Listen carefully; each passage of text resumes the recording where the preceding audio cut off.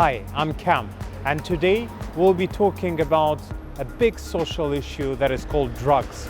How do we tackle this problem? We have invited Quince, who used to be a drug dealer, but now he's a successful filmmaker. He managed to quit this, and he will explain to us how. Hi Quince, thank you for speaking to me. Can you please tell us your story? Because your story is really extraordinary. You were a drug dealer, Yeah, right? I was a drug dealer in my late teens. I did that for 8 years of my life. Yeah, I was selling heroin, I was selling crack. How did you start?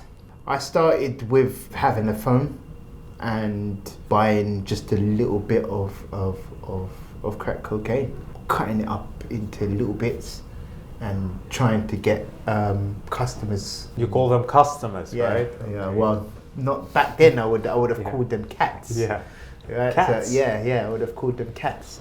Give them my number, and then if they want the drug and the drug is good, they're gonna call me. It would start off with somebody who I know, and they would be like, I know somebody who wants it, and then it would just be word of mouth. And I assume That's there were right. people who taught you to do this, right? There were older guys selling it at the time, and they were doing it very successfully. And they realized that you would be a good partner, or? Well, kind of, but at the same time, it's like, you know, a little bit of a rivalry as well, you know. Even though I was doing it quite small at the time, but I did start to grow, and when I started to grow, you know, people then became a little bit more interested to how And they understood that you were success, yeah. ambitious and you want Yeah. to be. I think maybe people who were not in my circle would want to, you know, would try to challenge me or inquire about what I was doing, but at the same time, it's like, you know, you kind of expect it. You know, you go into that arena, you know what you're faced with. When have you realized that it is something that destroys lives, it is something that cannot be good? I was having my second child at the time, and I just thought, I just didn't want my kids watching me grow up being a drug dealer. And that was really the motivation to change it all around. Did you have anxiety and things like that? Possibly a lot more than I actually realised, but at the same time, there was such a front going on with me that anyone who would try to want to intimidate or threaten me, you know, that would be something I would always be wary of. And you used to have your gun, your knives, etc. Yeah, it was just always a precautionist thing, as anybody, you know, tried to really go all out on trying to challenge me in some sort of way. Did you have the situation where you feared for your own life? Oh yeah, many a times. There was this rival group in another area, knew what I was doing, and yeah, one time they saw me, started shooting at my car, which I was in. Shooting? Yeah, shooting Wow. bullets at the car I was in.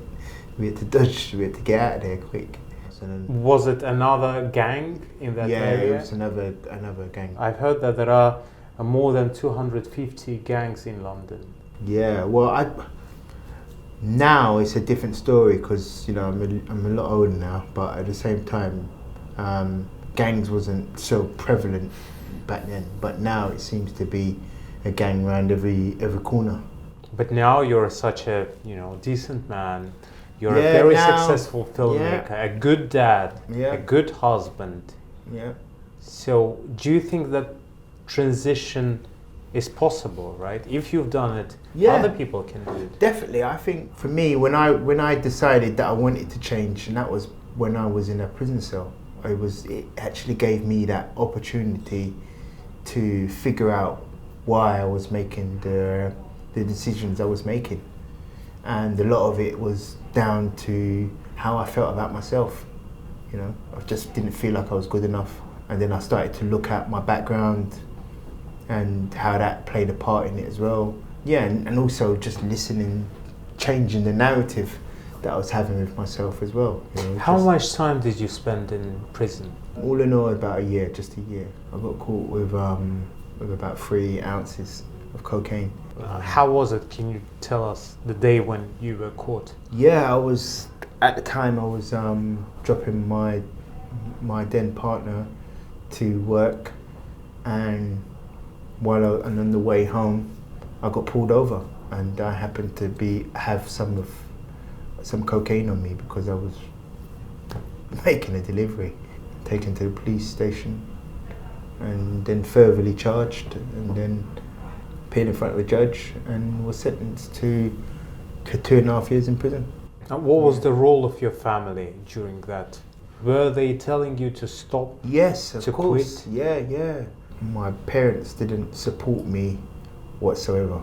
They were like, no, we don't want you doing that. We want you to, think about trying to get a job.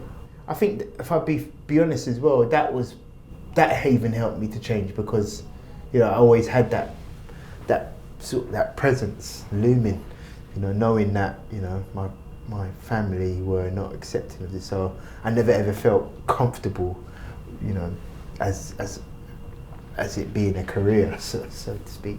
When I was going to stop, found difficult to face. And tell us about your current job, because I know that you're doing a very noble job. You talk to youngsters and you try to stop them from being involved in crime and gangs. So I work with young people who are in the criminal justice system, or young people who are unemployed.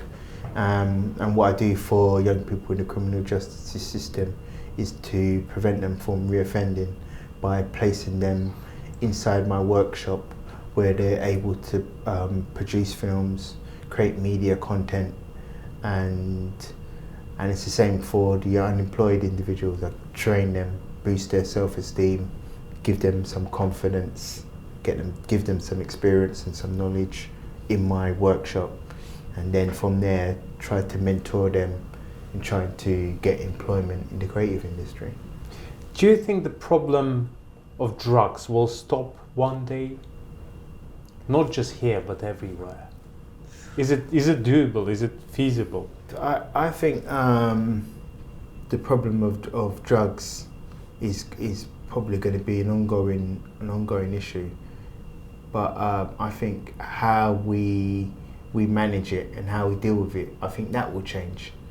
And if when that change comes, then maybe I'll be able to answer that question. Thank you very much, Quince. No worries.